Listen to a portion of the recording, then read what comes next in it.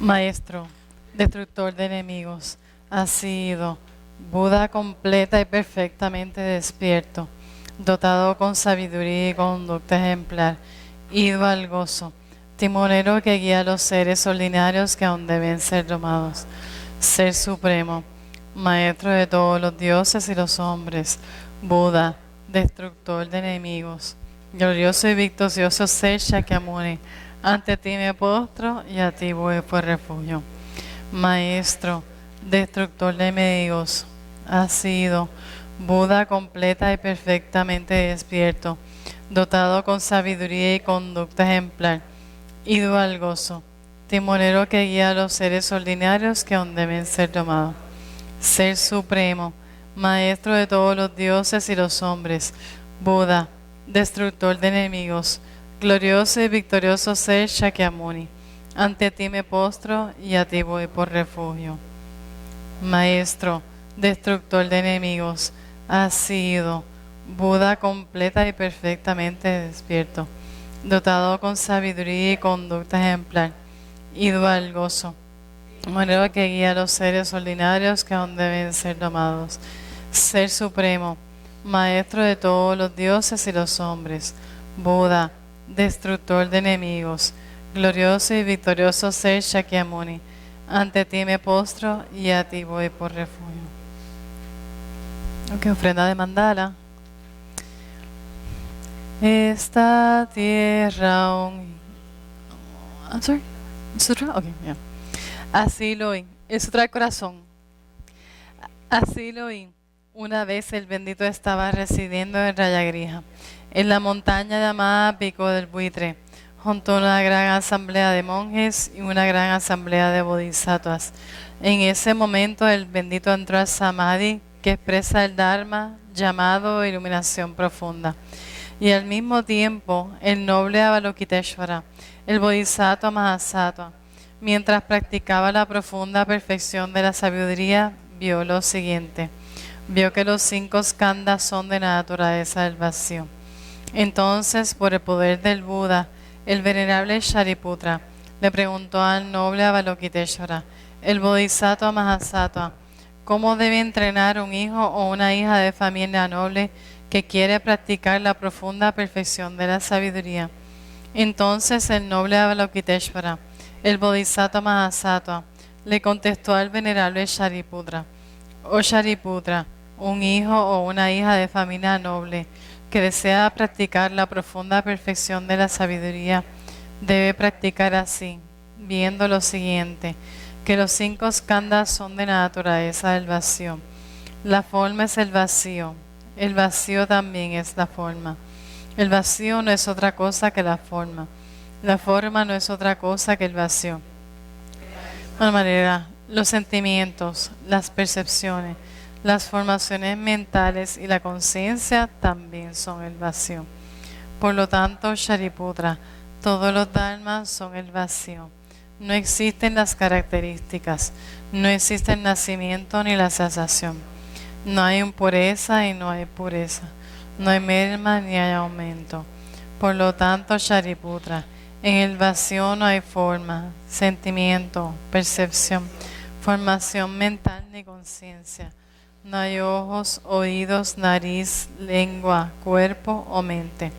No hay apariencias, ni sonidos, ni olores, ni sabores, ni tacto, ni dharma.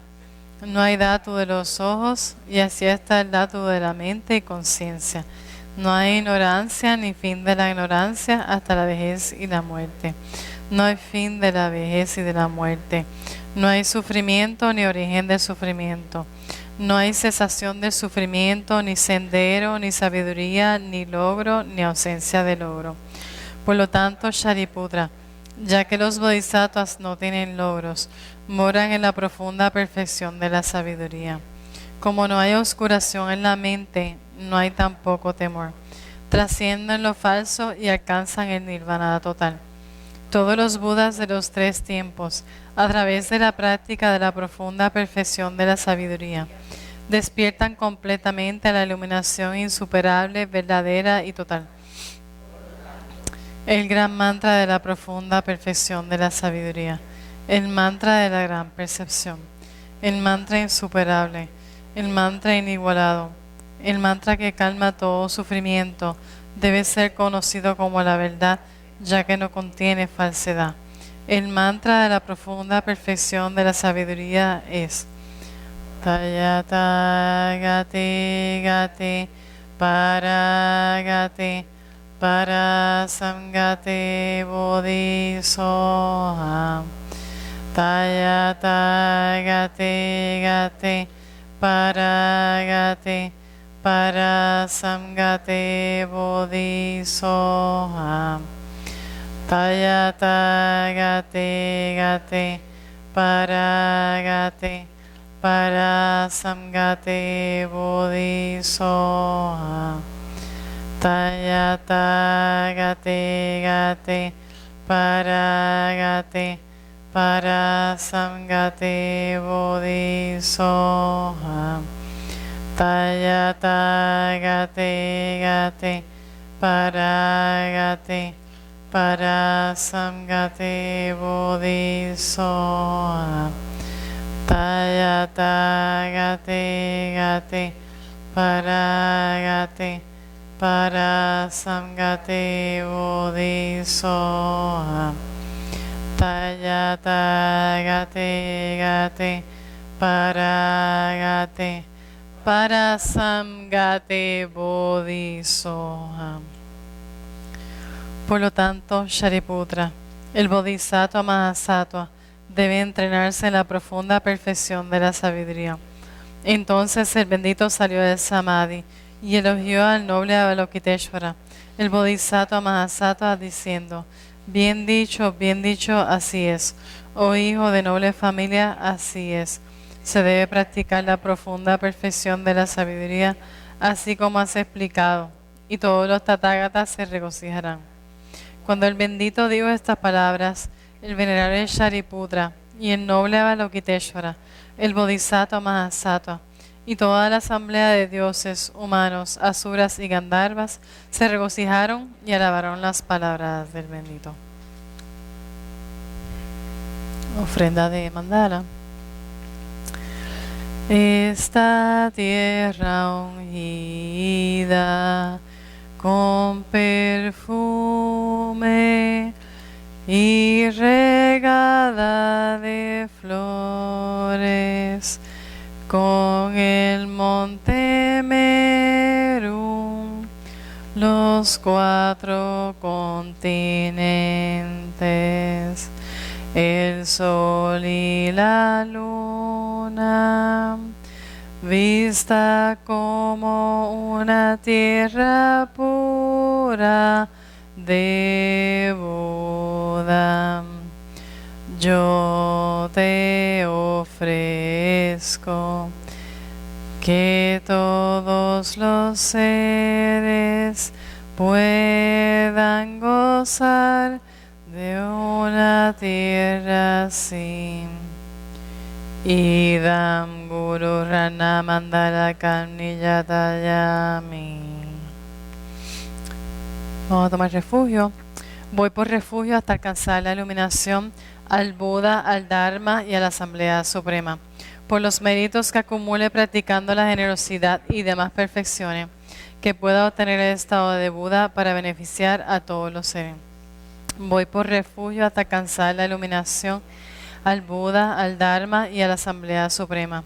Por los méritos que acumule practicando la generosidad y demás perfecciones, que pueda obtener el estado de Buda para beneficiar a todos los seres. Voy por refugio hasta alcanzar la iluminación, al Buda, al Dharma y a la Asamblea Suprema.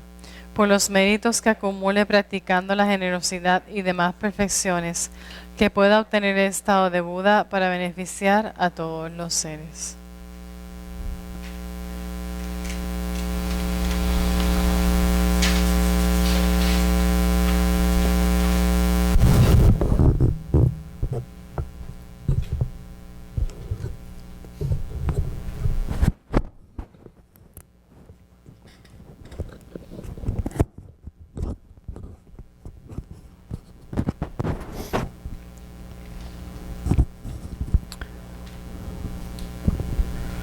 Okay, We'll do the Guru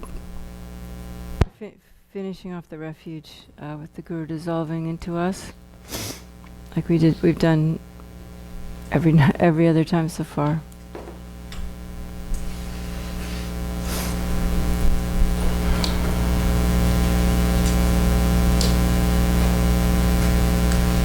So taking a moment to remember the reason why you take refuge, why you come to teachings, why you want to become a Buddha.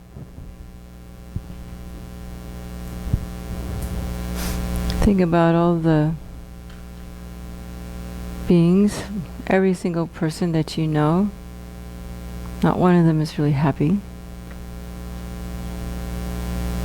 And why? Because we are all looking for happiness in the wrong place. That satisfaction, peace comes from the inside. Particularly when we understand that everything is just a manifestation of causes and conditions, or you could say energies coming together. And that everything we experience is dependent on our interpretation, our projection, our mental imprints, our past imprints. And everything anyone else experiences is based on that.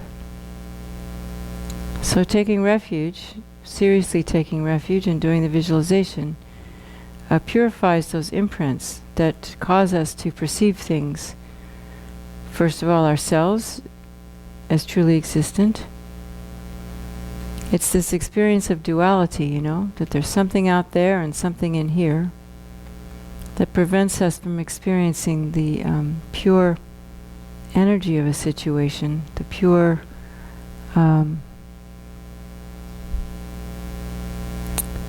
just being in the present tense with the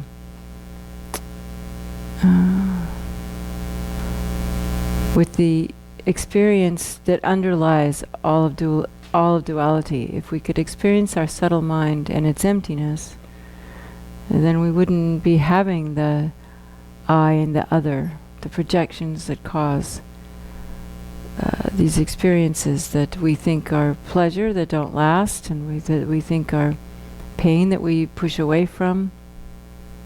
It all appears so real and feels so real, particularly in our emotional bodies. So we do that for ourselves, and then also if we think about looking around. Today I went for a walk and I was looking at all the people, and I was just struck by how sad it is that everyone's thinking that they're creating the cause for happiness when really they're just creating the cause for more samsara. And that doesn't mean that we shouldn't rejoice in the ordinary happiness of others. We can, I'm not saying we should be depressed and dark or anything, but we just need to understand that whenever there's duality, there will be future duality and future grasping at the meaningless affairs of this life that just create more cycles of life after life after life, and some of them aren't so great. In fact, if we think of the lower realms, it's pretty terrifying. So, not just ourselves, but all sentient beings are in this situation. And if you were to really think about it and let yourself plunge the depths of reality of the situation, I think it would be unbearable. So we have a certain hardness, that we carry around with us. We have to close off so much of the reality that we experience just to be able to function, But every once in a while, it's beneficial to pull away this veil of the false reality that we project everywhere, and try to penetrate into what's really going on. And thinking that moment by moment people are creating the cause for future, I don't want to say future suffering, but just future samsara, future lives that future experiences that are tainted by this thing of subject and object. That separate us from feeling connected to others in a very deep way.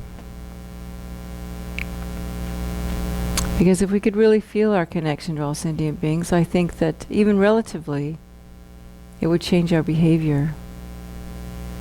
In the same way that if we think about, if today were our last day in this body, that could also change our behavior. So all these different experiences we have and different understandings, knowing that we can't see what's going to happen tomorrow, we can't see next life, we don't know what we did in past lives, but we can tell from this life that we're not enlightened yet. That doesn't mean we shouldn't rejoice in our virtues of this life. We should, but at the same time we should never give up. And so back to the original idea that it's the imprints of duality. There's experience, and immediately we experience it as inherent existent, as existing from its own side.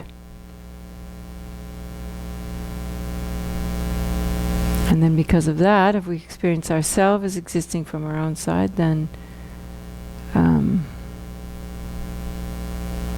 we become preoccupied with ourselves. We're constantly, if you check your mind, if you're looking at your mind, at least 99% of the thoughts are about me. Do I look okay? Do I not look okay? Am I going to eat? What am I going to eat tonight? You know, what am I doing then tomorrow? What this is all about me. If you ever check up, it's constantly about me. And it's this self-preoccupation that causes this kind of veil of disconnectedness and veil of can become selfishness. But even if it's not grossly selfish, this self-preoccupation, which I think is a better term than the translation of self-cherishing, it's because it's not just self-cherishing, because you can also under-cherish yourself at the same time. So it's this occupation of always being me, front center of your life, you know. It causes us to perceive the world in a way that's not the way Buddhists see, but a way that actually isn't very comfortable. So by taking refuge and doing the refuge visualization, which we'll do one more time tonight, I hope you don't mind, I just think it's helpful to do it every day, then it's important to recollect what you wish to purify of your body, your speech, your mind, and all those imprints. And then really believe that by having faith in the Buddha, that we can purify these imprints. So recollect your Guru in the space in front, in the form of Buddha Shakyamuni. And Buddha Shakyamuni is the form of all the teachers that you have that inspire you to practice.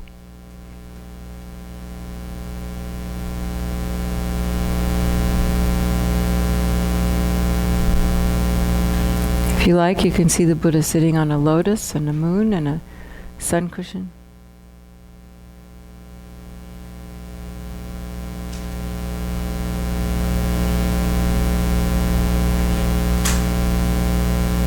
And imagine this teacher, this Buddha, in the space in front of, above our heads.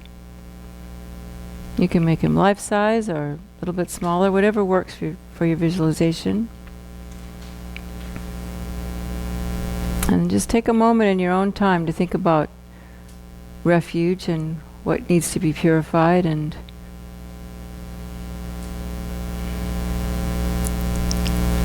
so that we can be mindful all day long, you know, of our actions of body, speech, and mind. And how wonderful it would be if we could also be aware every time, you know, we're this me, this constant communication with myself, If we could have each time it's there, have the experience that it's just an illusion, it's not really real.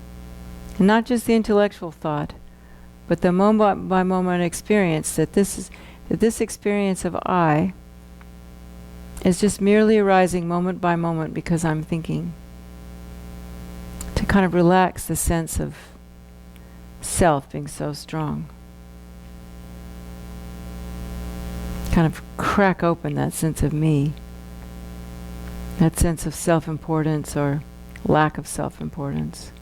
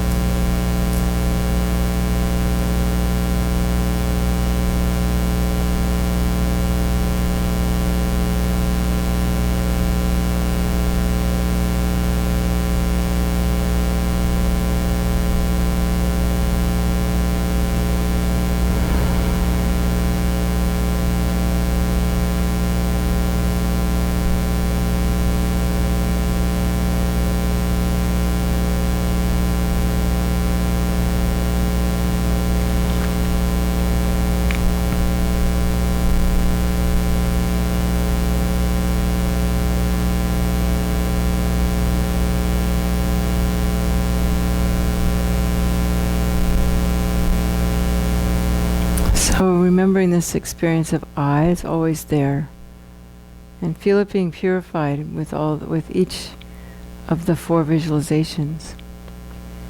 We may be working on the body, speech, and mind, but beneath all that is this sense of I. So when we visualize the white nectars and rays pouring into our forehead, purifying the body,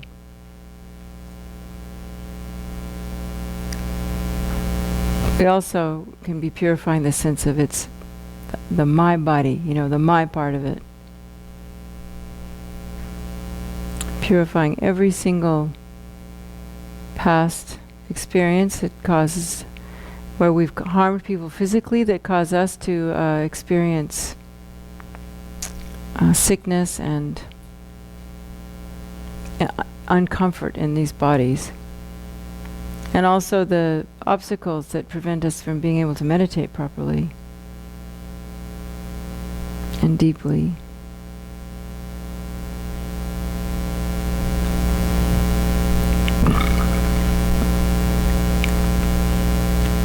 So we also can remember that our Father's on our right and our Mother's on our left, and all sentient beings around us, and so there's lights going into all sentient beings, purifying their body, past mistakes done with the body, and also purifying the sense of I, my body. That I arises merely on the basis of experiencing mind. Mind experiences body, and from that comes the label I, my body.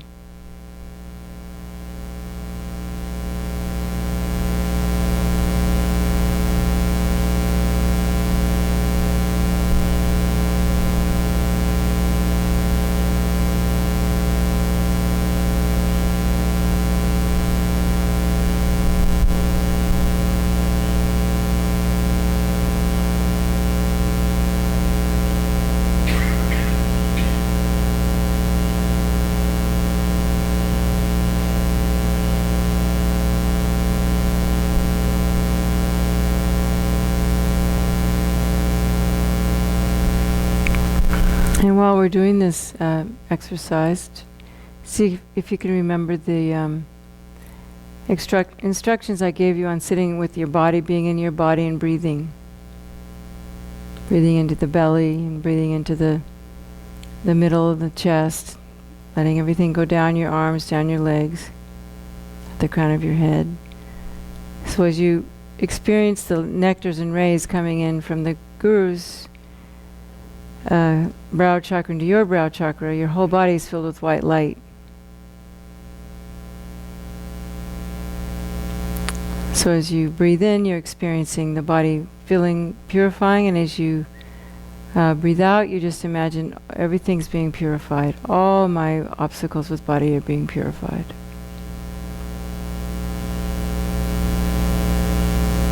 And just as you feel your whole body filled with white light, so is every other sentient being's body filled with white light.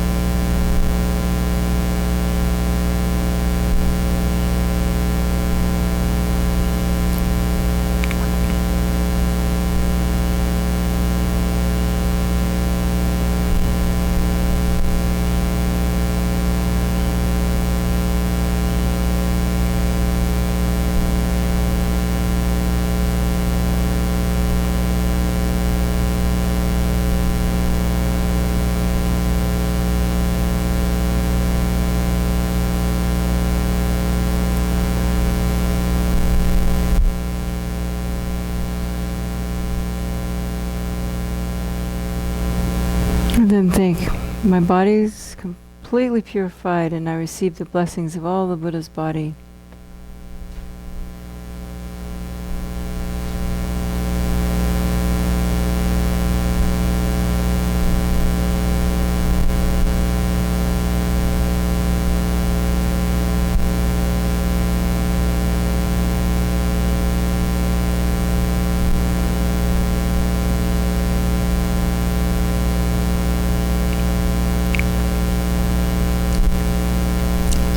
And then from the throat chakra of the Guru Buddha, red nectars and rays pour into us. Whole body filled with red light, purifying all of those imprints that cause us to harm others with our speech. And all the imprints that make it so that our speech is not powerful. Our speech doesn't influence others. Even when we try, no one listens to us.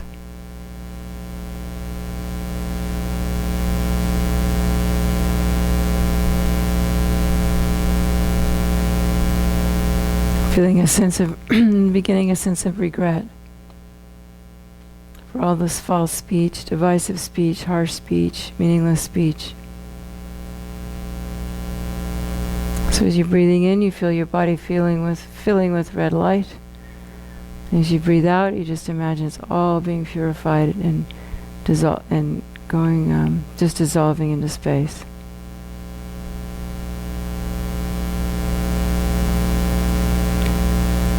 Me and all sentient beings.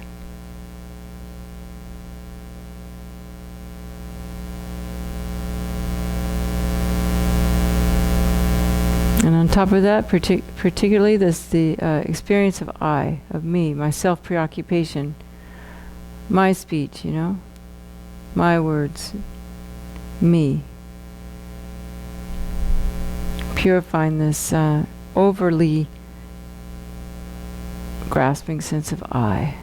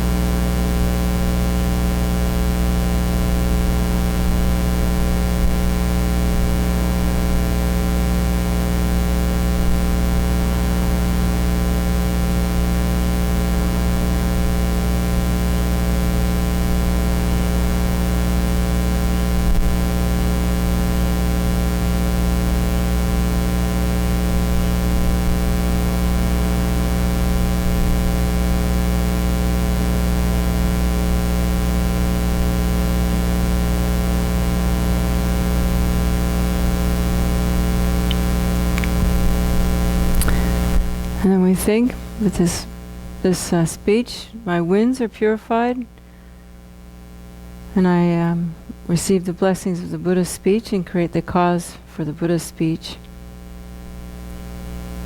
And also that my energy winds are purified.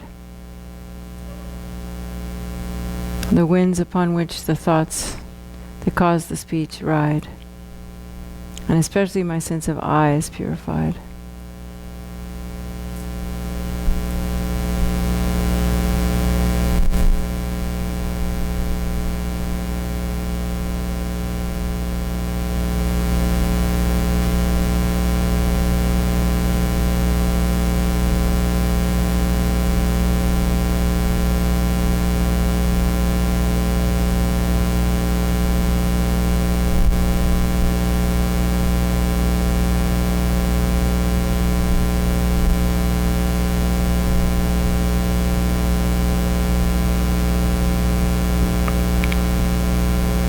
And then from the heart of the Buddha, dark blue nectars and rays pour into our heart and ourselves and all sentient beings. And the mind is purified. All the conceptual ideas and wrong views,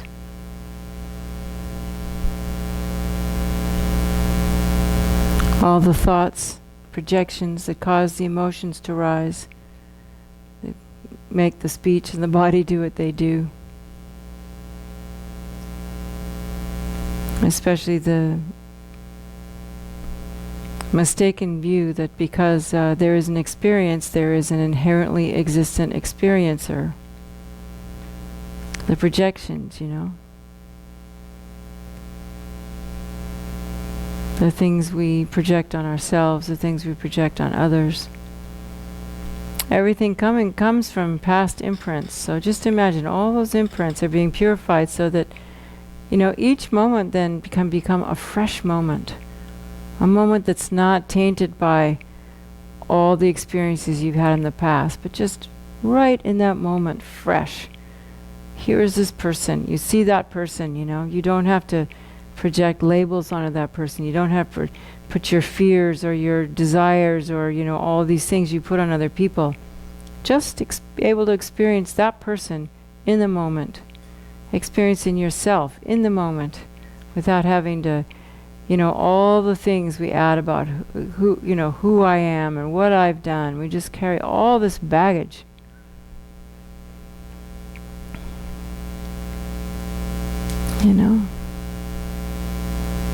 Especially the part of mind that makes it so uncomfortable just to be present. A lot of times we just talk just to fill up speech, just to fill up time. We listen to the radio or we watch the whatever just to fill up time, because just being present, just being sitting still is so difficult. The mind is so agitated.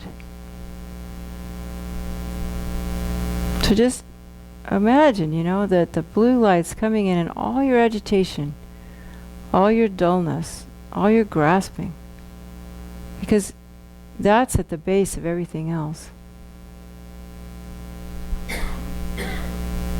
Just imagine if you had a mind where you could just sit down, and whenever you sat down, your mind was completely calm and steady and at peace and full of love.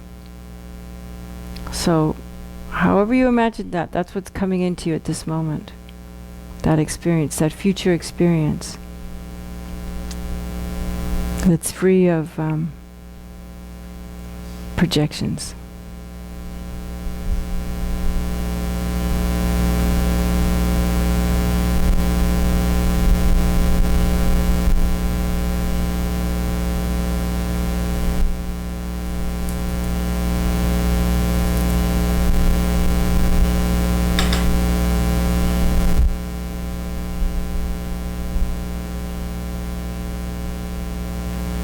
Imagine your whole body and mind is being pervaded by bliss. And that bliss allows you to relax and just emanate peaceful, calm, loving thoughts to other sentient beings.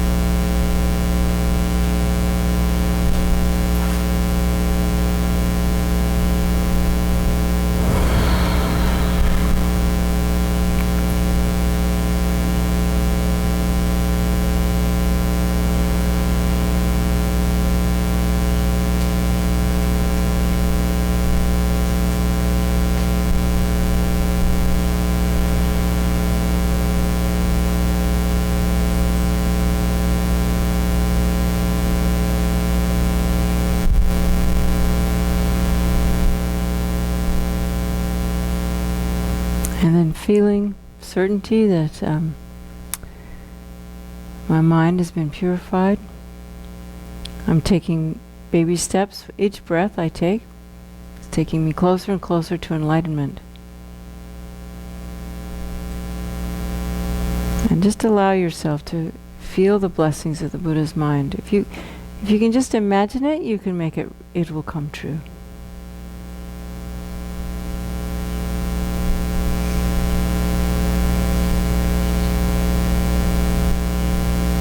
And think all of these millions of lifetimes of thinking that I truly exist, grasping at the I, thinking that everything exists as it appears to this human mind, that things are solid and out there, not arising in dependence upon my mental labeling, not arising in dependence upon causes and conditions, parts.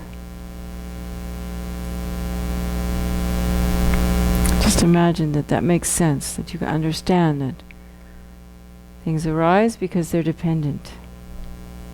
And because they're dependent, they're not truly existent. You can't have one without the other. My I arises in dependence upon my body and my mind. Upon this is the label I.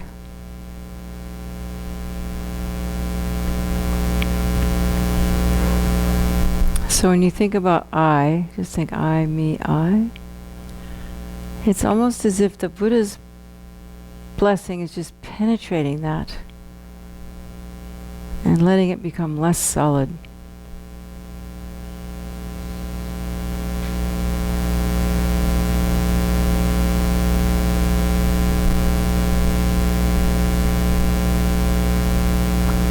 And the more you can focus on the I and feel the Buddha's blessings coming into it, the more it feels less solid.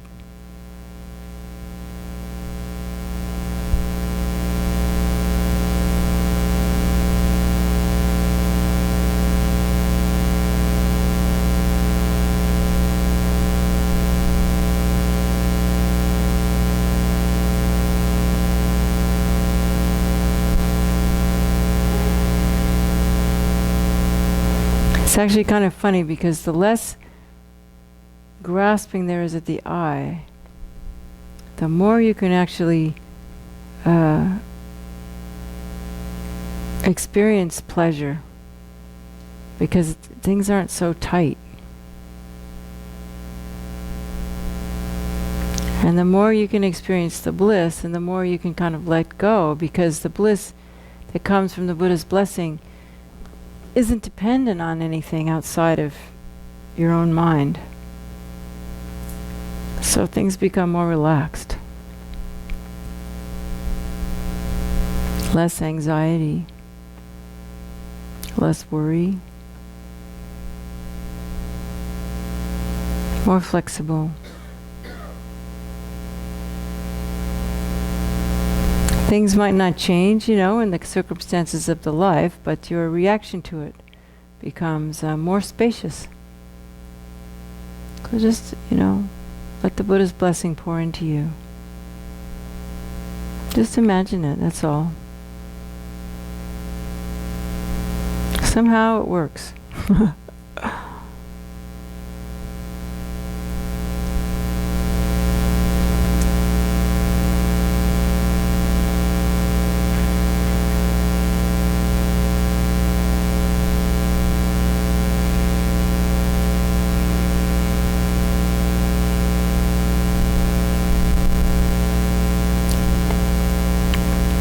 Doesn't mean we don't take care of business. Doesn't mean we don't have problems.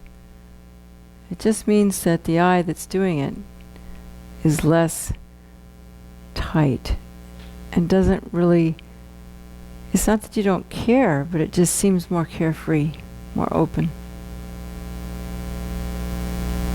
More like it doesn't, even though I have to pay attention, it doesn't really matter. Because the more you take refuge, the more you feel supported. The Buddhas are always there, you know. And it's funny because the less grasping you have, the more, it's almost like the less security, the less, how do you say? The less, what's the word? The less tight is the mind, the less, it's like you have less to stand on. You might feel like you're falling, but even so, it's more secure than the thing you're standing on, because when you're standing on something, what you're standing on in your life, what you're depending on is sort of based on fears and worries. But when you put your faith in the Buddhas, it may seem in the beginning like you're sort of falling, but in actual fact you're always held, you're always caught. It's hard to explain. It's sort of like if you let go, then that letting go actually gives you more security. Especially the time of death, when you're in the bardo, I think. That's what they say anyway, I don't know. Anyway, so the mind's purified, and then all three all together, you know, white, red, dark blue, all the subtle imprints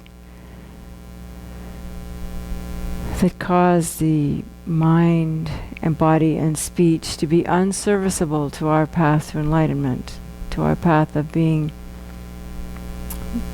present and available moment by moment to ourselves and to others.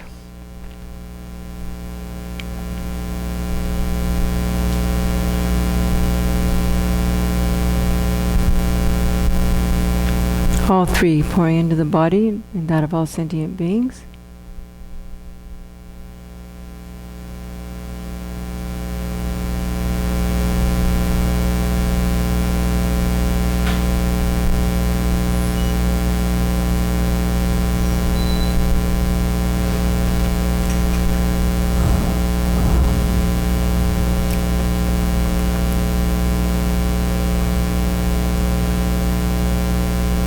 And then feeling secure and safe, feeling in this insecurity of not having the I,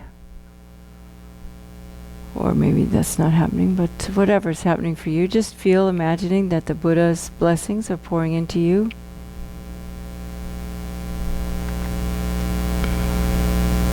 And that your sense of inner refuge is growing.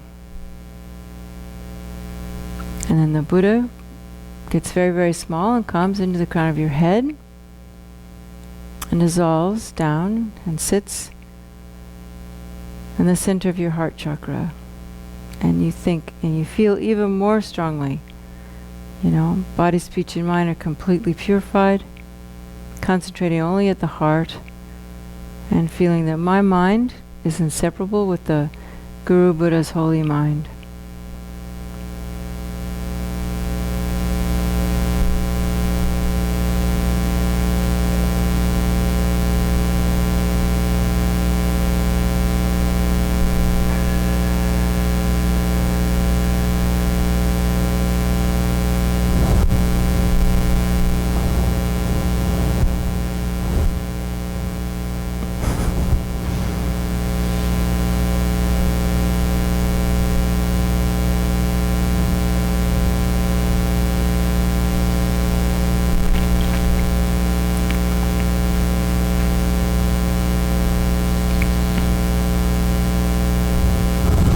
Then we can relax a little bit. And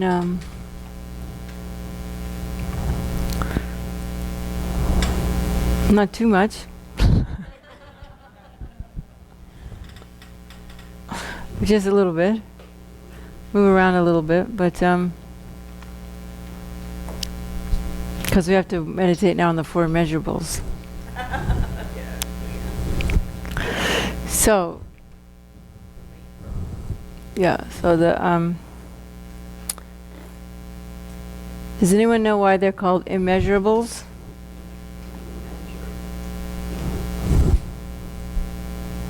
Come on, somebody, take a stab at it. Take a guess. Why are they? Immeasurable because they're like values that are like an absolute that cannot be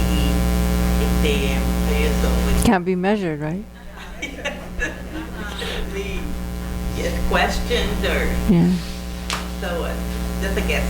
She said because they're values that can't be questioned, or what else was it?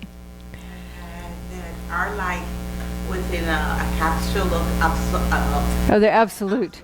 They're absolute values. You know. Anybody else? Why they're measurable? I mean, that's good. I'm not saying that's right. That's right. But there's more to it. Come on. Maybe that you can measure it. Yeah. You need. They're so vast you can't measure it. Yeah. What else? AJ, what do you think? Why are they immeasurable?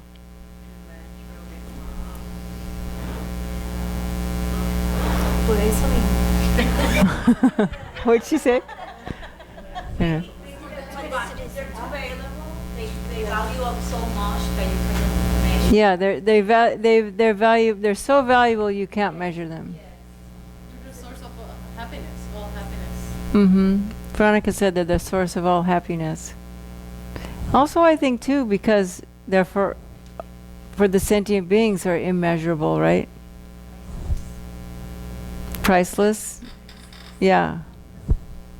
So I think also it means that it's not only that, you know, the value is immeasurable, that you can't measure the value. It's so huge, you can't count it, right? You couldn't count it.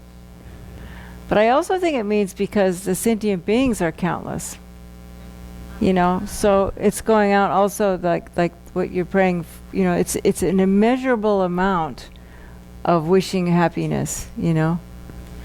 So from your side it's immeasurable, but also what you're sending it out to is also immeasurable.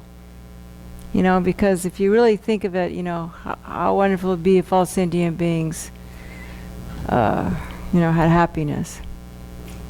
It's like what I was saying last time, you know, about having, if you have a thought for one sentient being, it's just a tiny, if you could measure, you know, say you could measure virtue, you know, and you get 1 unit for one sentient being, it's not so much, right? But since sentient beings are immeasurable, you can't count all the sentient beings, so the merit that you get by wishing all beings to be happy is also immeasurable, right? It's huge, you know. And it could be said that also the sentient beings, many are not that cannot be seen. Right. Yeah, she said there's so many sentient beings. Even though there are a lot of them we can't see because they're in other realms, right? Yeah. Yeah, they're in other realms. Okay, well, I'm sure you're all familiar with the 4 immeasurables. I don't know why I'm teaching it. I'm sure you all know about it. No? No, not everybody knows the 4 immeasurables? Is anybody new to this idea? You ever heard? Yeah. Well, there's 4 immeasurables. And I'll tell you what they are in the order that I think is appropriate, because sometimes equanimity is one, and sometimes equanimity is the last one, but I like to think of it as the first one, because all the other ones are based on equanimity. You know, and we'll talk about equanimity in a minute. And then the way you say is, may all sentient beings have equanimity. You know, and the causes of equanimity. Because you have to have the cause for it to happen, right? So you always want to pray for the cause.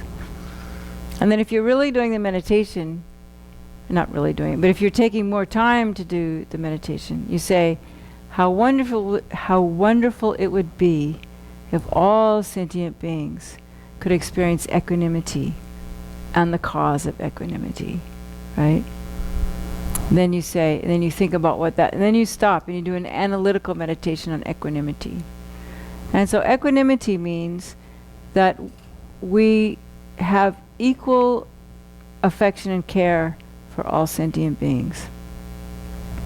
And if you read in the teachings or listen to the teachings, that doesn't mean that you don't love your daughter, more than the beggar on the street. Because we have different karma with different people, so of course we're going to feel more connection to the people in our lives. But in actual fact, we know that beggar on the street is just as deserving of my care and concern as my daughter.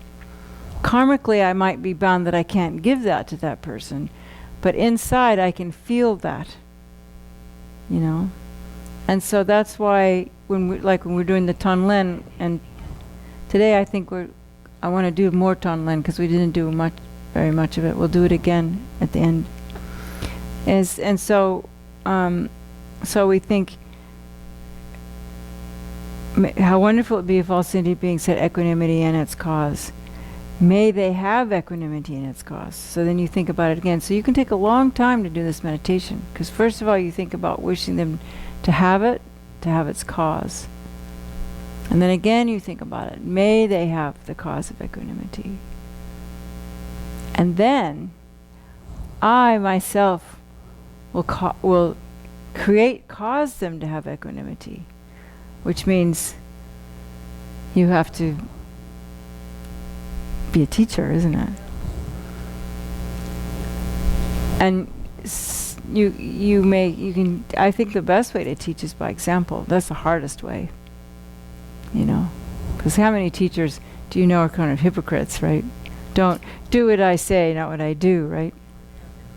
It's better if you just do and don't say too much. I mean, that's what I would aspire to, And then you say, and then the third part, the last part of the meditation, the fourth part is, please Guru Buddha, bless me to be able to do so. So you're asking for the Buddha's blessings. So we could go back to the meditation before where you had the Buddha in front of you. And as you're saying these things, you can imagine the Buddha's blessing coming into you. So if you want to do it as a breathing meditation again, you can, as you breathe in, you're feeling, the Buddha blessing you to experience equanimity, as well as being able to teach equanimity.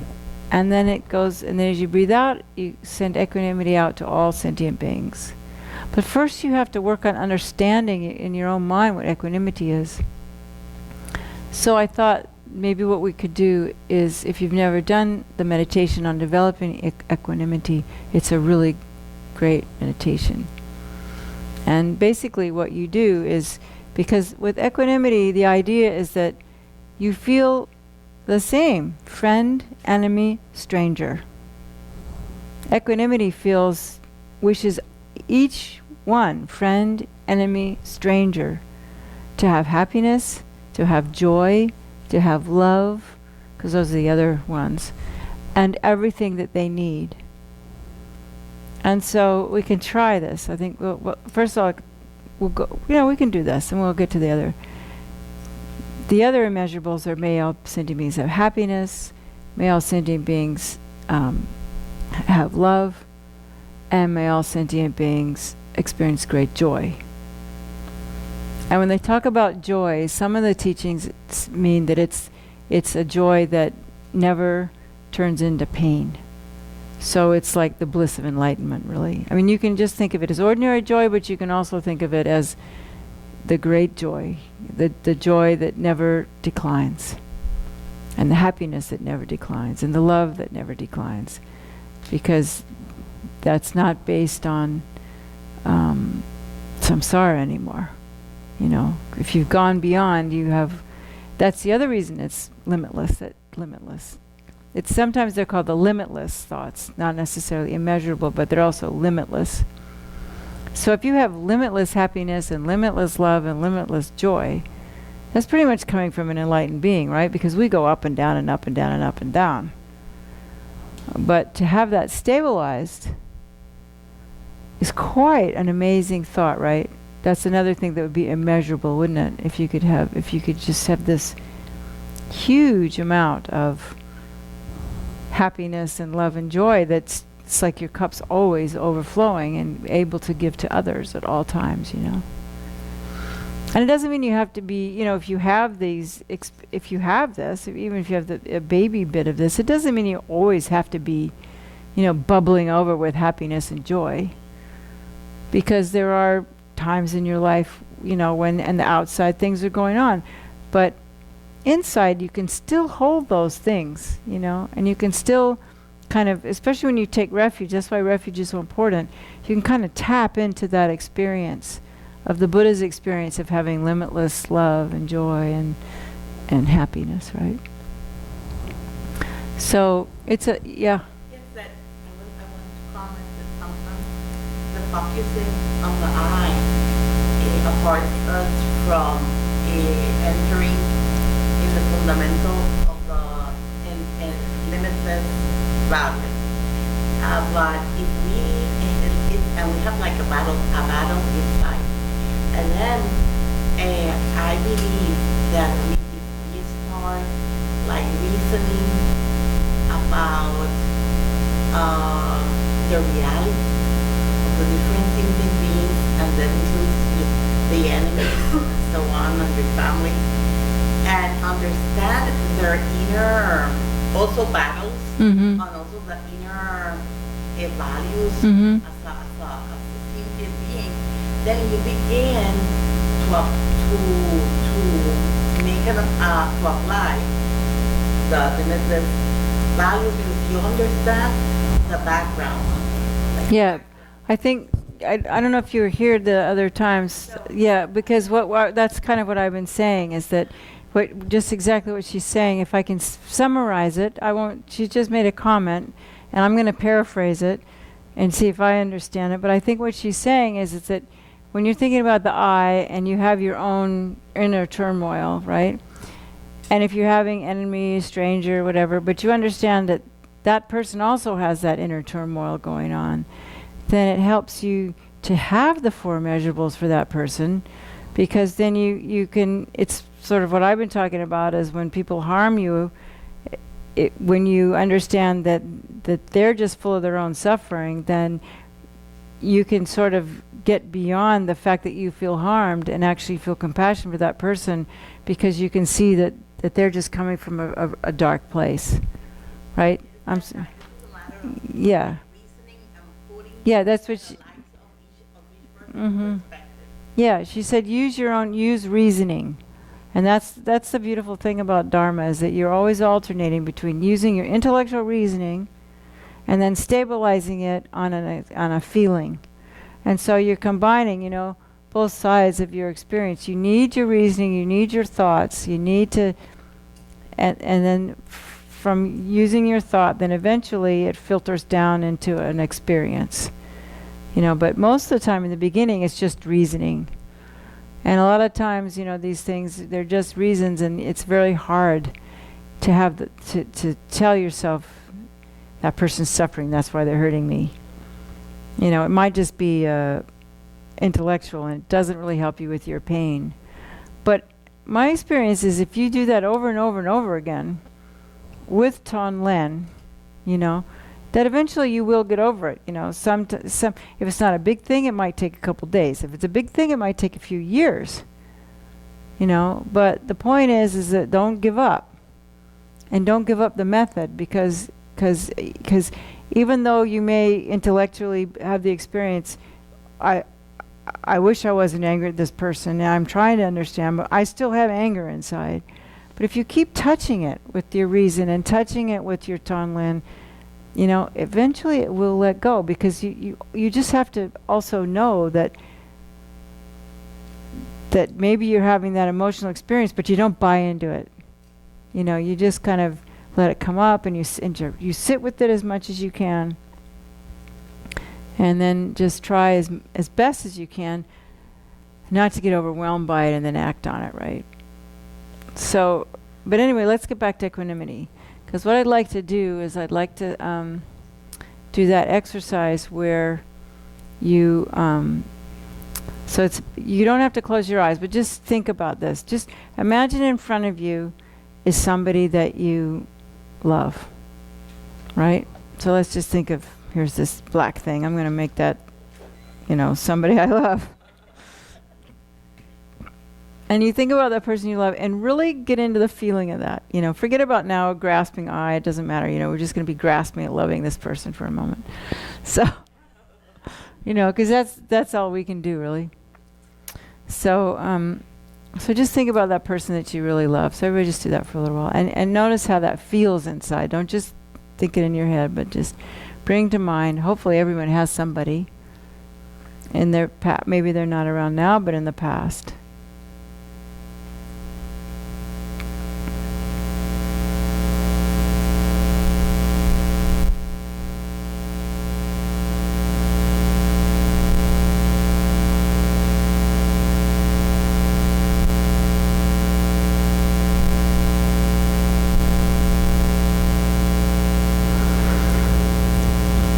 Okay, now, keeping that feeling going that you felt for that loving person, change the view in front to somebody that you really do not like. And see if you can still have that, generate that feeling of care, you know, love that you felt for that other person.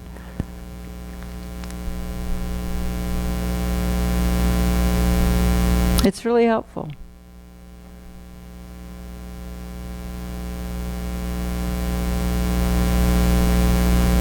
It really helps you understand emptiness too, you know, because you then see that, you know, it's just my projection that makes that person an enemy, isn't it? Some other people love that person, you know. So it's a really helpful exercise if you're having trouble with somebody. Sometimes it's karma. Oh, it's always karma. Yeah, that's why, you know, I could have the karma to see that person as an enemy, and somebody else has the karma to see that person as their lover, you know. So go back to the feeling of, you know, care for the friend, you know.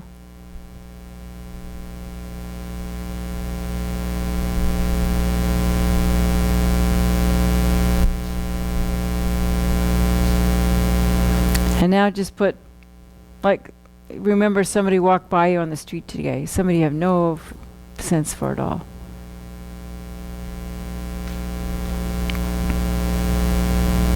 And continue to give that sense of care for that stranger.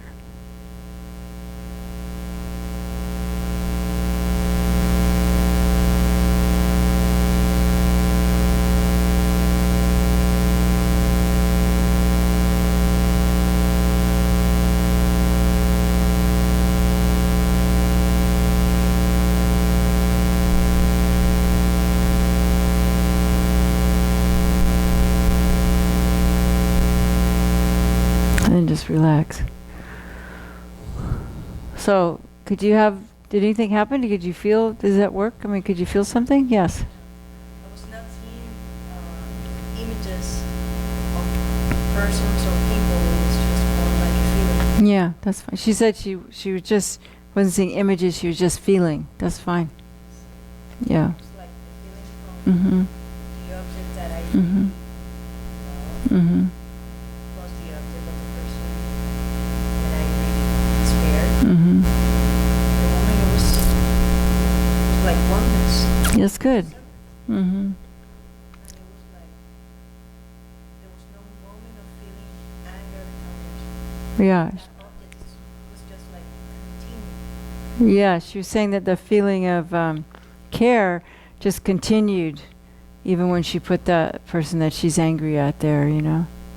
So if in the teachings, you know, in the Lam Rim, when you get to the developing bodhicitta, this is really, really an important meditation. And it's the foundation of all the Mahayana bodhicitta practices. You know, when we develop bodhicitta, it all, whether you do Shantideva's methods or the other method, you know, you know, the 6 causes and 1 effect method, or the exchanging self for others, they all start with equanimity.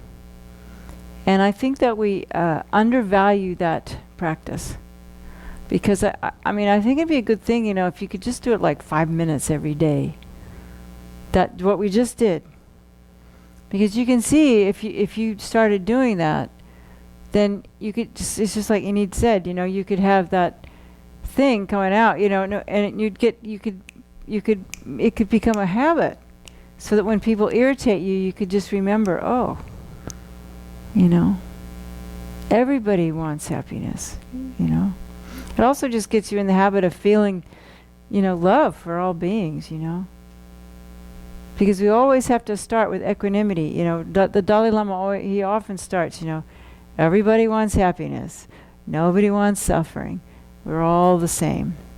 So we have a flat playing field, as they say. You know, we're all starting from the same basis.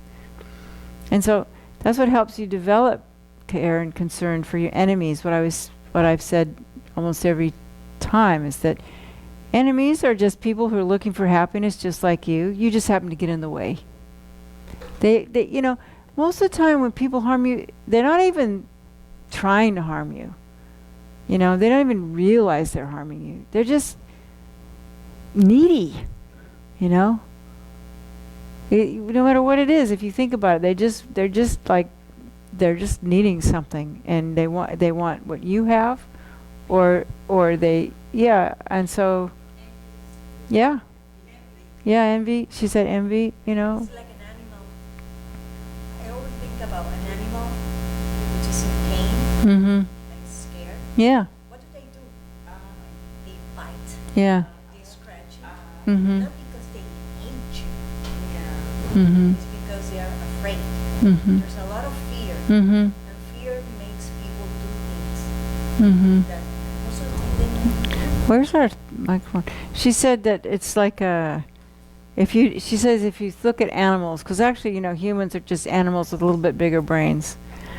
And she said whenever an animal is afraid, what do? They bite you, they try to harm you if they're afraid. So usually people that harm others is because they are afraid.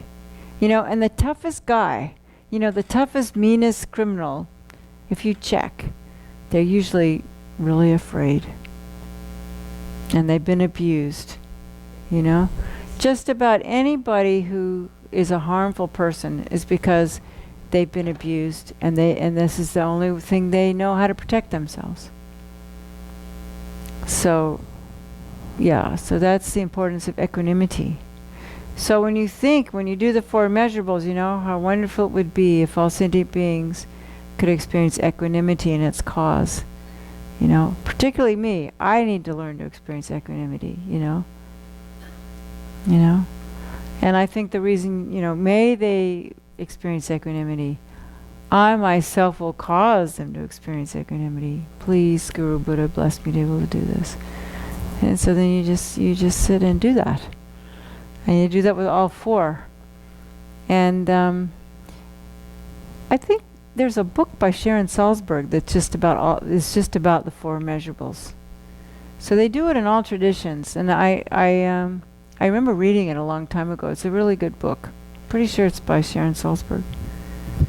And I don't know if she learned it from the Burmese teachers or she has Tibetan teachers too, but you know, you can. She did it from the Burmese.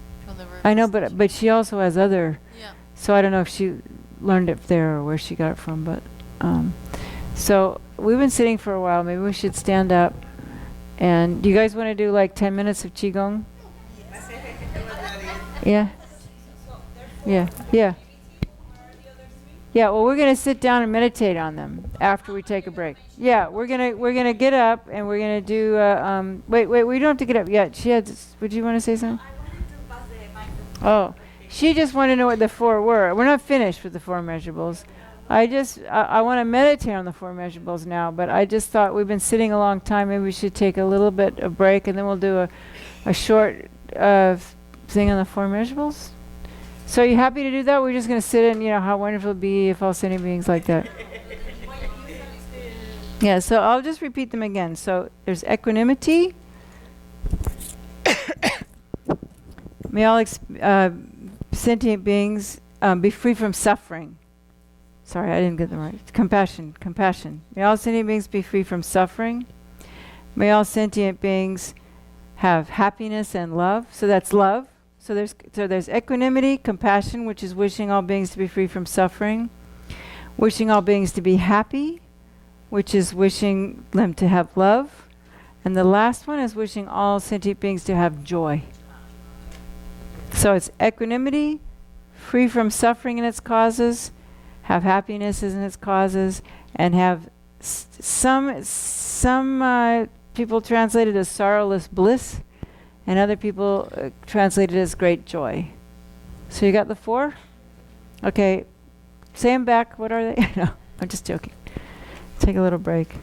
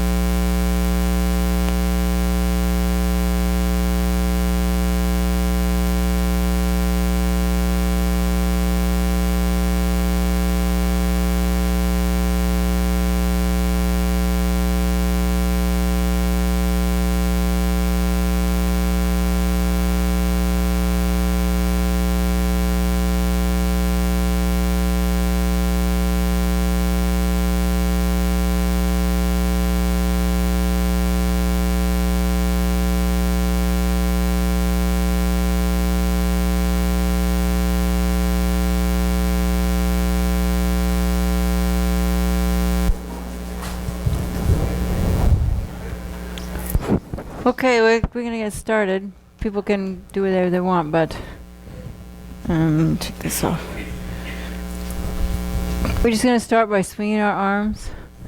We're only going to do this about 10 minutes, okay?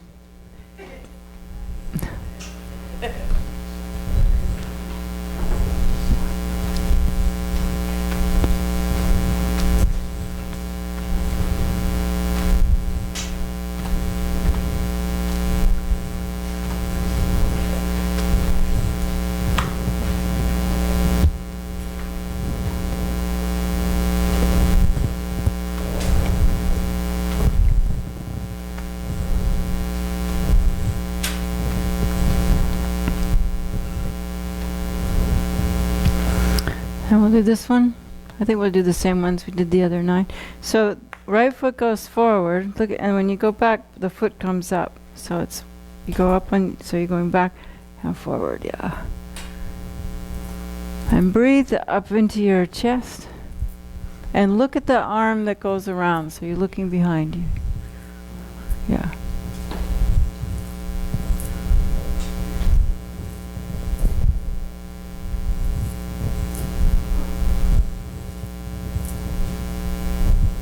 And change arms.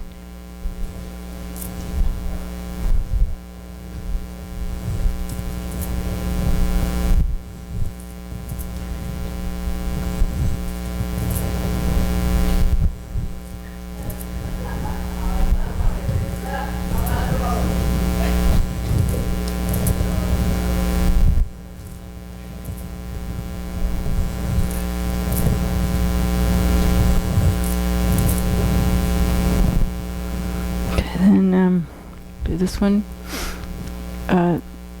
Just fill up your lungs as much as you can. Go. Stretch out. And then as you exhale, you step forward and you go, just bring your hands like you're holding a big ball. Then back up. Change.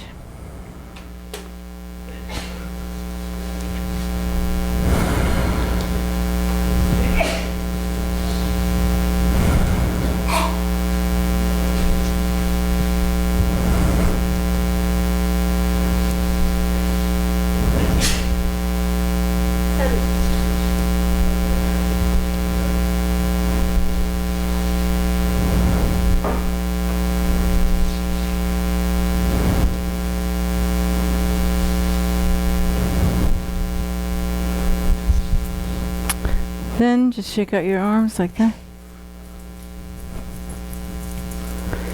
And we'll do a little bit with the legs. If you can do if you can't do this, it's okay. It's good after you're sitting, this is good to do. Just go down as far as you can. You don't have to go all the way down. But it's good to get some blood flowing in those legs. We've been sitting a long time.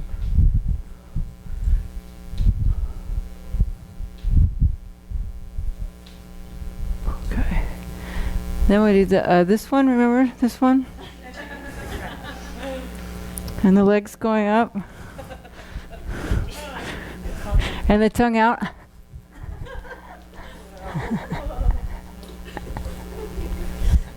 You don't have to stick your tongue out if you don't want to. Yeah, it's like a wrathful deity.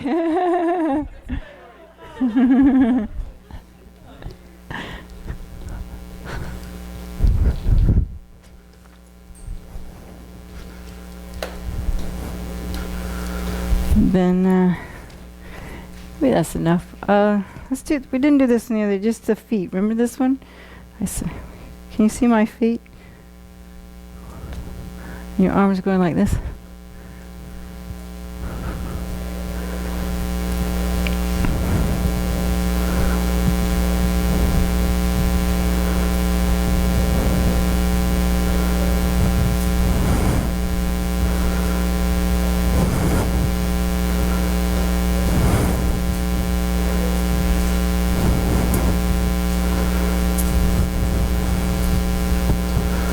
We just do the one with the hips, when the hip goes forward and back. Remember this one? You guys are all really good at this.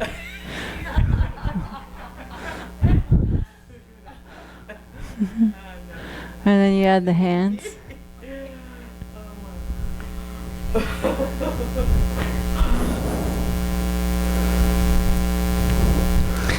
So one hip goes forward and back and forward and back and forward.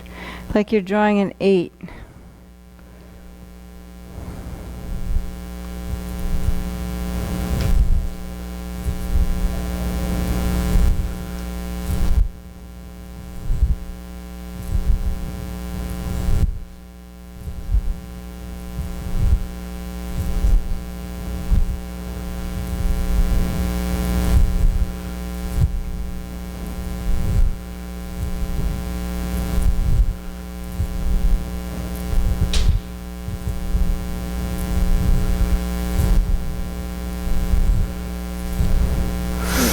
And then we're just going to bring your hands up and then just lean over and stretch your back out. So you stretch out from sitting.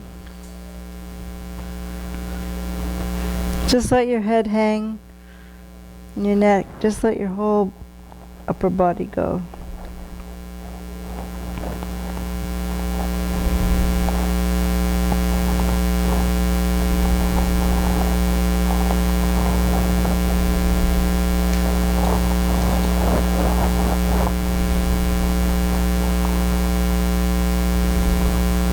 Come up. Bring your hands up.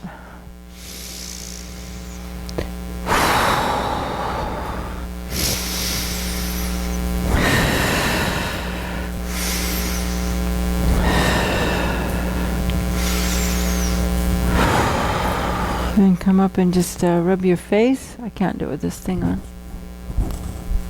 You go up the outside and down the front.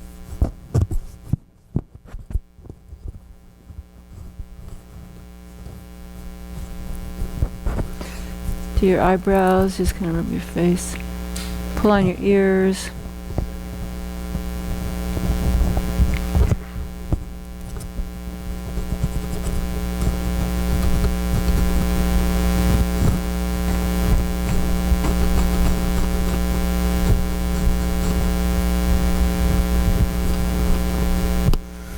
Then you're going to take females, the right hand goes in, males the other way around.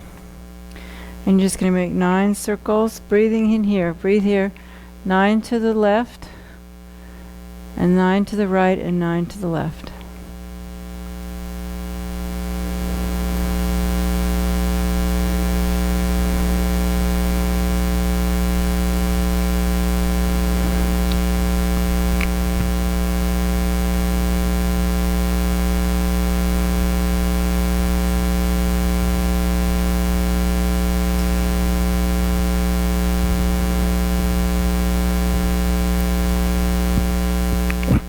And then we do the hands again, this time a little bit slower. Hands going up.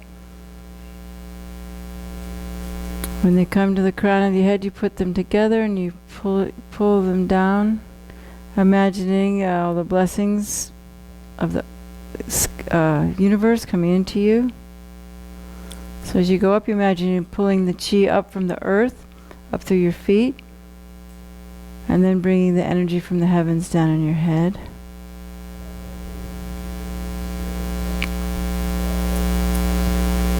And last time. And we come down to the heart and we bow to everyone, saying thank you so much for sharing your chi. We're all a little bit better energized for meditation now. May you have good health, long life, happiness.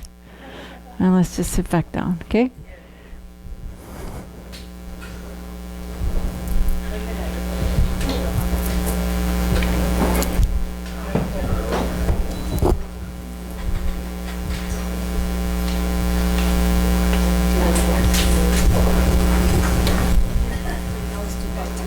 Yeah, now it's too hot. We had the door open. It'll cool down.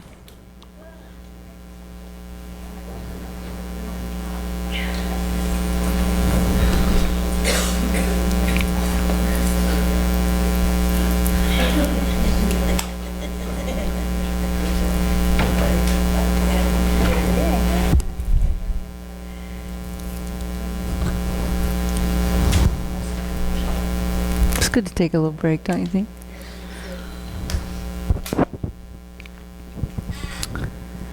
Okay, so now we're going to be serious again. But not too serious.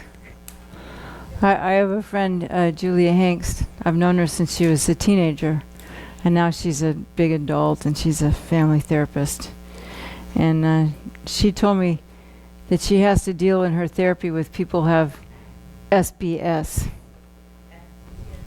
SBS is serious Buddhist syndrome.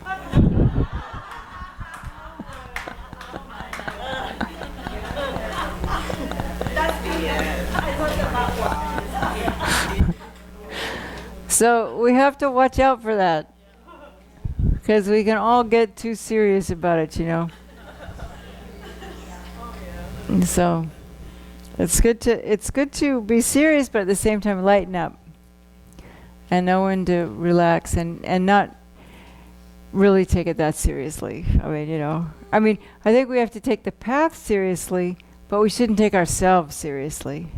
If you don't have humor in your path, and if you can't laugh at yourself, you know, it's just so much suffering. It's like, yeah, I mean, you might as well lighten up, you know. So, okay, so let's get serious. Okay, we have 20 minutes left.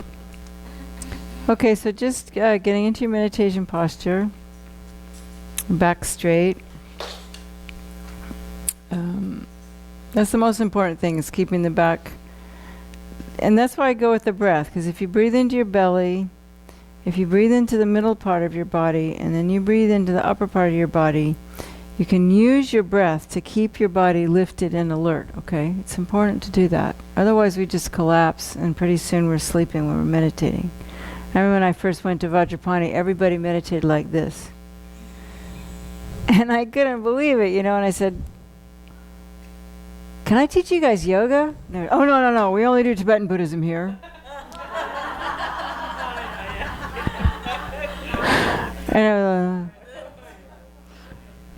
it's really important to try to, I have bad posture too, but at least when I try to meditate, I try to keep it up because it keeps your mind alert and keeps you happier, because breathing into your heart, actually brings joy. And I think a lot of what we, a lot of us like me, who kind of walk around like this, is because it's a lot of people, they're so sensitive, they don't want to feel, So you kind of shut down so you don't have to feel the suffering of the world. But that's the good thing about Dharma, is that you can begin to open up and feel, but without being overwhelmed by it. Particularly if this Tonglen thing is so great. I don't think we have time to Tonglen, but we'll see. But because it just you can take on the suffering without it becoming so heavy. You can take on suffering and give out joy, and the more you do it, the more, it's really important to cultivate joy. Okay, so let's try it. So back straight, breathing into your body. Eyes can be looking about 6 feet in front of you, or closed. Remember to breathe in your belly, feel your body. We already took refuge for half an hour, so we don't have to do that again. But again, it's important to remember, refuge. And we're doing this meditation so that we can attain enlightenment for all sentient beings. And the 4 immeasurables are a way of making immeasurable amount of positive potential for enlightenment for the immeasurable sentient beings.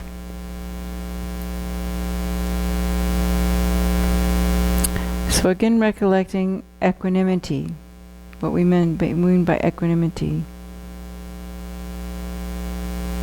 That all beings wish to be happy. By that token, may all sentient beings experience equanimity. How wonderful it would be if all sentient beings could experience equanimity and its cause.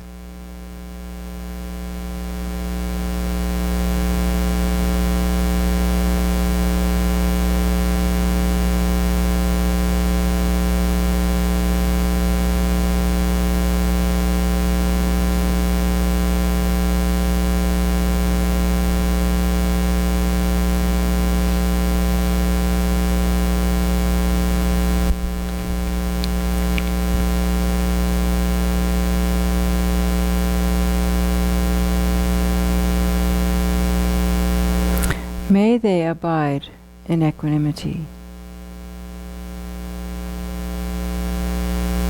And each time you say it, you actually have the feeling of what it feels like to have equanimity. So you're not just doing it intellectually. That's why you have to do that exercise in the beginning, of feeling equanimity for your friend, enemy, stranger, feeling them all equally deserving of care and love.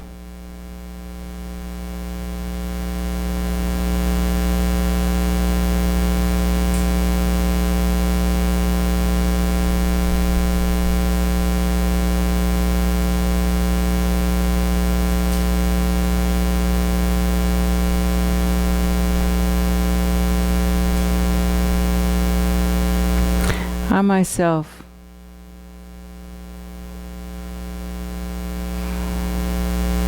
myself will create the cause for all sentient beings to have equanimity.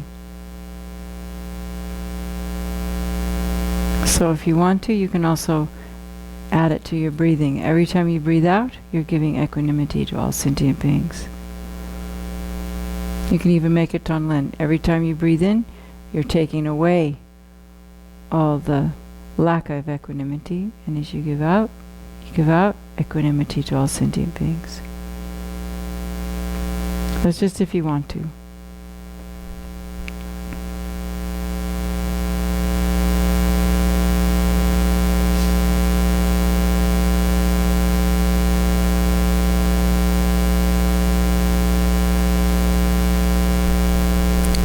Please, Guru Buddha, bless me to be able to create the cause for all sentient beings to experience equanimity for all sentient beings.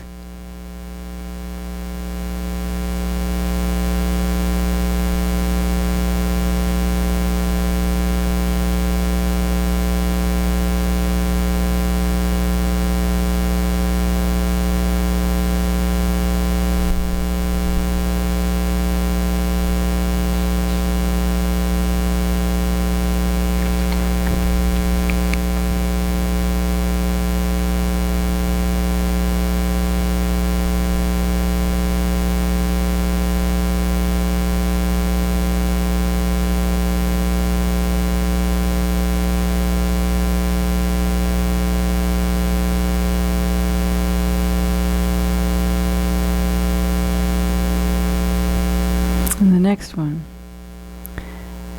May all sentient beings be free from suffering and its causes. And if you wanted to make this longer, you could do a little analytical meditation here, thinking about all the causes of suffering. Or you can just think about in general.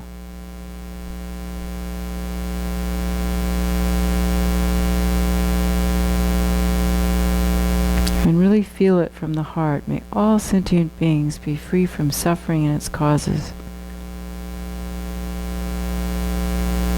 It doesn't take much to recollect the suffering of sentient beings on this planet.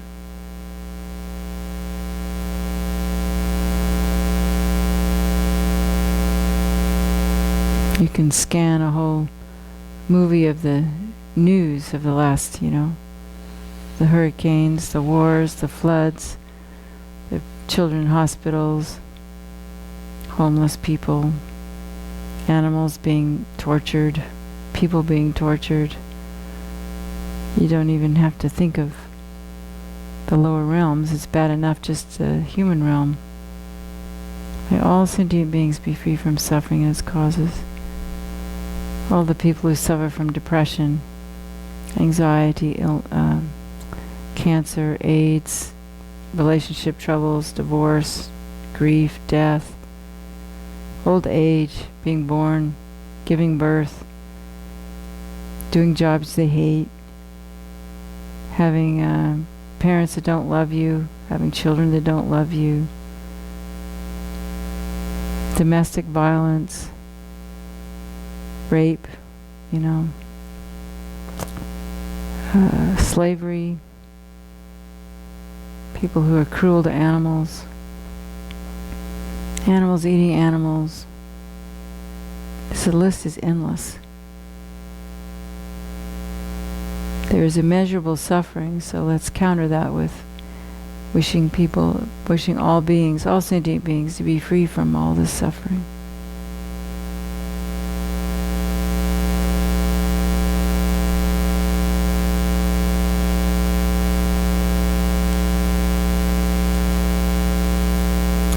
May they abide in this way.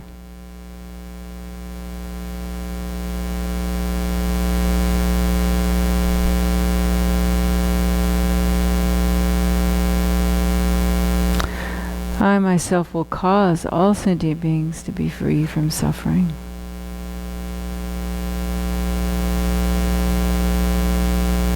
Please, Guru Buddha, bless me to be able to do so.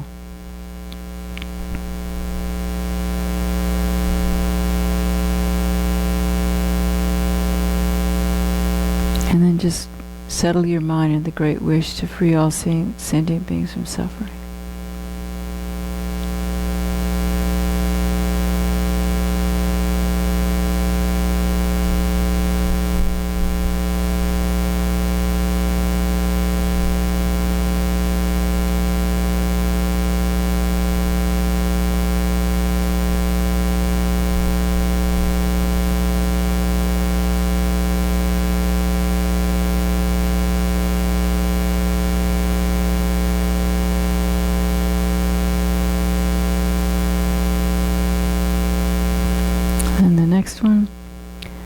all sentient beings have happiness and the causes of happiness.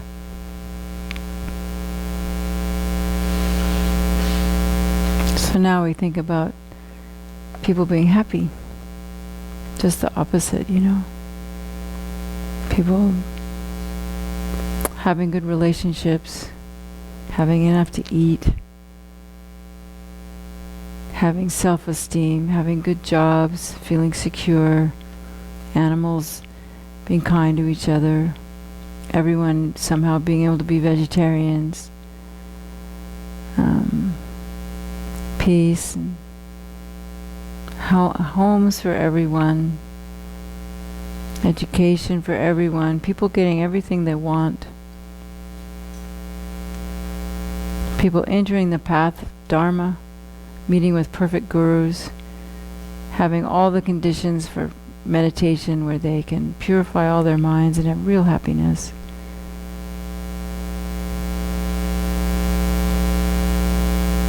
Just think of all sentient beings having happiness and its causes.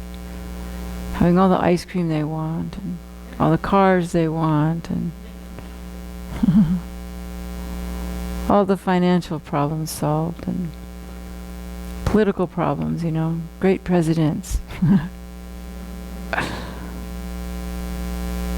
Someone inventing a machine to take all the extra carbon out of the atmosphere, so we don't, so human beings can continue to survive on this planet, and all the animals too, and all the pretas being out of the preta realm, all the hell beings coming out of the hell realms, all the animals coming out of the animal realms, everybody going to enlightenment.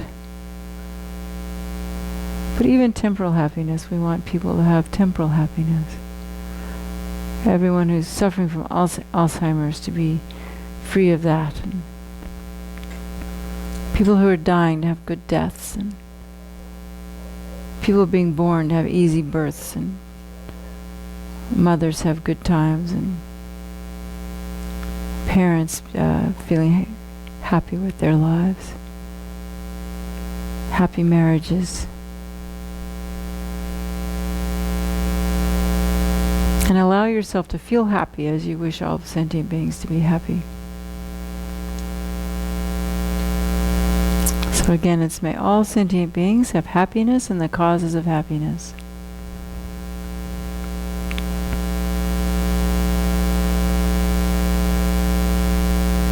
And may they abide in this way.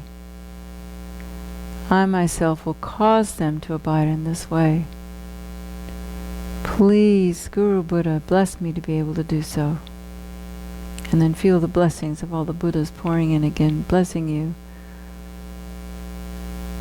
to be able to help all beings be happy. And just to feel that you wish all beings to be happy. Not a single sentient being is left out of this wish for all beings to be happy.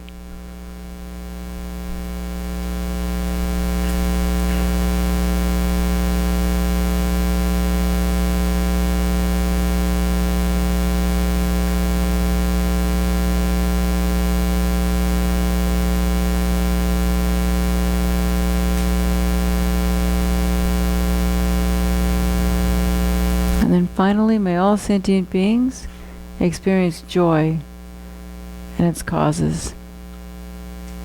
The happiness that is beyond sorrow. Limitless joy. May all sentient beings experience limitless joy and its cause.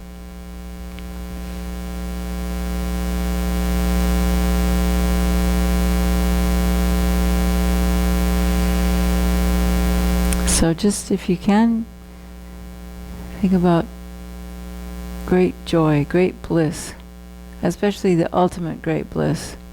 That's the one that's completely the bliss that doesn't ever go down, which is the bliss of enlightenment. The bliss of the union of clear light and illusory body. So we have ordinary joy, and then we have the extraordinary joy. And may all sentient beings experience this limitless joy.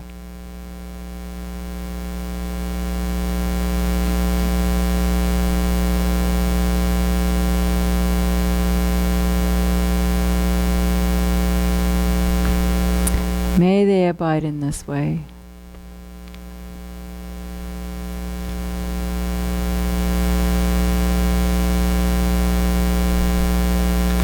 I myself will cause them to abide in this way.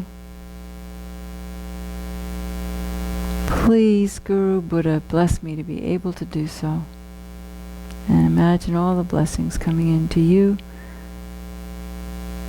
to enable you to feel all sentient beings, to experience great joy, and also to be able to lead the way.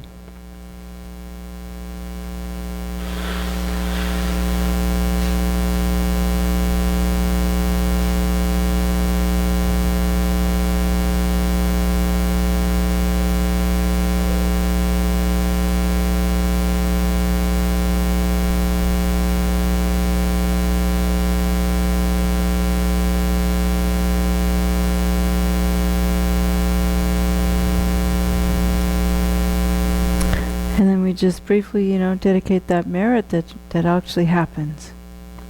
Because we have time for just a couple of questions. If anybody has any questions about that meditation. It's pretty easy, but it's a very nice meditation to do. Yeah. Does anybody have a question? Before Alberto has to go?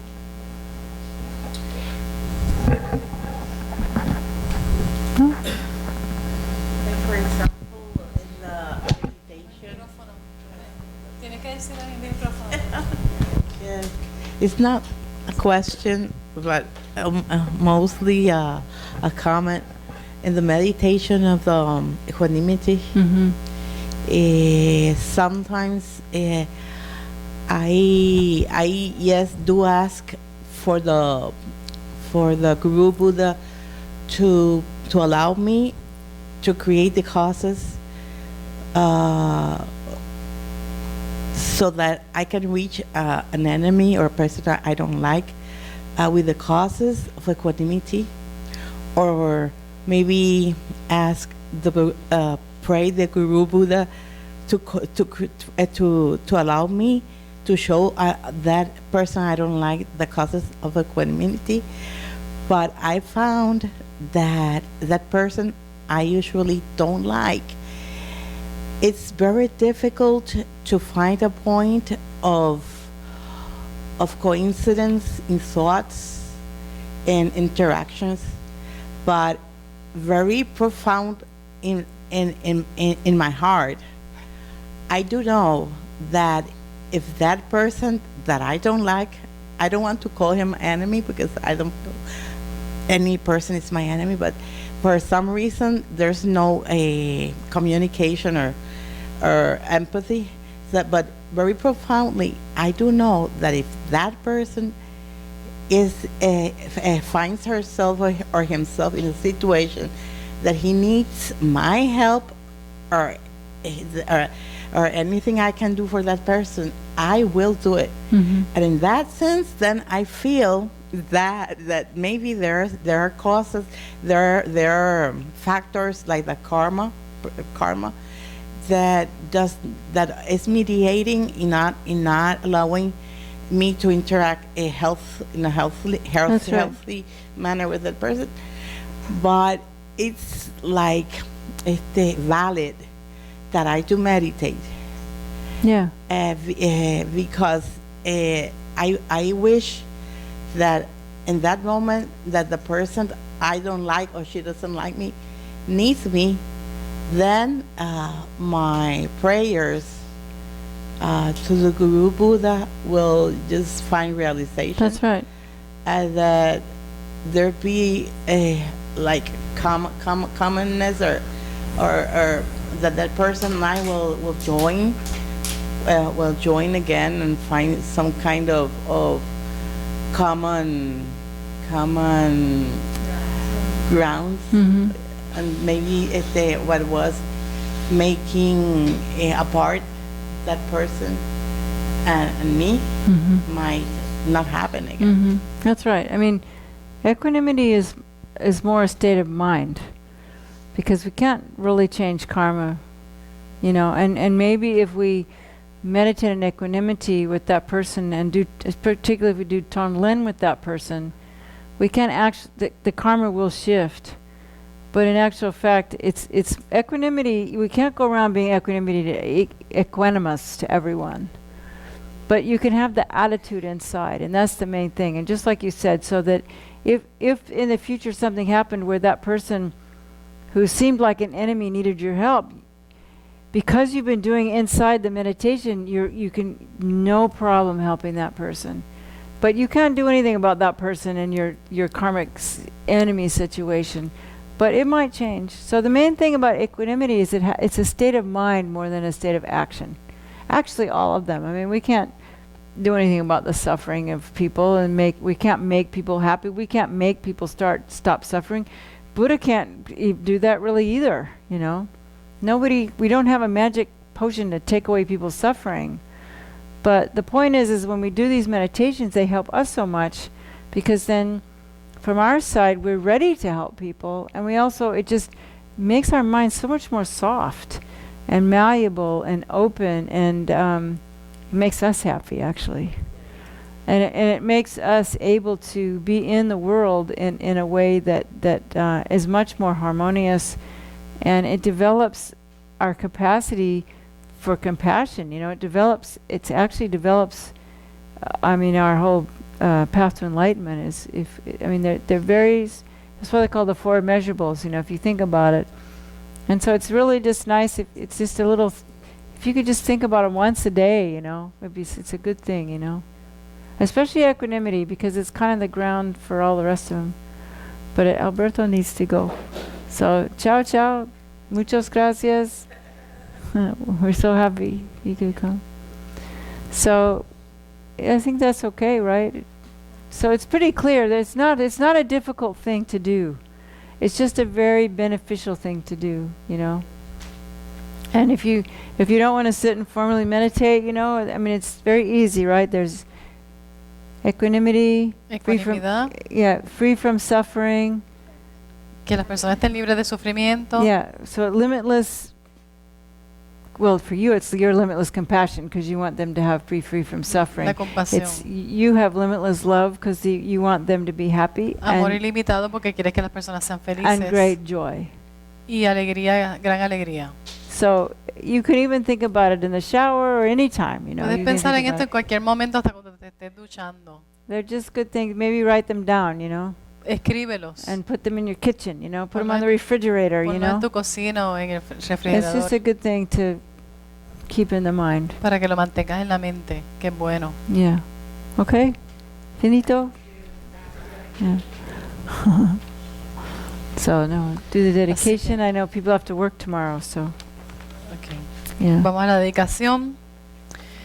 Que por los méritos de esta virtud pueda alcanzar rápidamente el estado de un Guru Buda y pueda llevar este estado a todo ser sin excepción. La mente de iluminación es suprema y muy preciada. Que donde no ha surgido surja, que donde ha surgido no disminuya, que cobre cada vez más fuerza. La visión correcta del vacío es suprema y muy preciada. Que donde no ha surgido surja, que donde ha surgido no disminuya, que cobre cada vez más fuerza. Así como el valiente Manjushri y Samantabhadra distinguieron los fenómenos tal cual son, yo también dedico estos méritos en la mejor forma, siguiendo su ejemplo perfecto.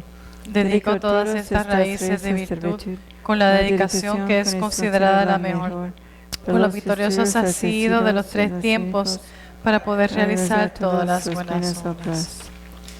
En la tierra rodeada por montañas de nieve, eres la fuente de toda felicidad y bondad. Todopoderoso Shenre Tenzin Gyatso, por favor permanece hasta el final del samsara. Madre Tare, liberando el samsara. Tu Tare, liberando de los 8 temores. Tara, Madre que libera, por favor otorga el don de la longevidad. Por las bendiciones de los gurús raíz y del linaje, por los logros espirituales de los Dojidams, dioses y diosas, por los métodos hábiles de las Dakinis y los protectores del Dharma, que podamos realizar gozosamente la esencia de nuestras esperanzas. Ganden Tenzin, eres afable, benevolente y bondadoso. Por favor, permanece con nosotros durante una larga vida. Expande tus actividades iluminadas en todas las direcciones y continúa madurando y sustentándonos a mí y a todos los seres sintientes. Desde este momento y durante todas nuestras vidas, manténnos bajo tu tutela. Sé nuestro amigo, nuestro divino y virtuoso guía. Limpia la degeneración de la ignorancia. Ayúdanos a realizar rápidamente nuestro recorrido por los senderos y caminos y alcanzar los 3 cuerpos de un Buda. Por la verdad de la realidad incambiable y por la bendición conjunta del indestructible Sangha, que la esencia de estas oraciones se logre rápidamente. And rejoice. Y It's good to alégrense. rejoice in your merits. Es bueno regocijarse en sus méritos. And remember that the I that's doing, myself and the merit and the act of offering, it all arises to dependence on each other. Acuérdate que el yo, la acción y el mérito que se genera, todo surge dependiendo unas cosas de otras. That nothing truly existed from its own side, it's all independence. Nada existe de su propio lado, es todo interdependiente. Yeah, so it's good to remember that after you dedicate, that because they say, the Buddha, the teachings say that if you dedicate and remember the emptiness when you dedicate, then it can't be destroyed by anger. Y entonces las enseñanzas dicen que cuando tú dedicas y recuerdas la vacuidad, cuando dedicas, que ese mérito no puede ser destruido por el coraje. Just remember everything's dependent. Así que recuérdate que todo es interdependiente. Yeah. Okay, gracias. See you next time. If we don't die, see you tomorrow.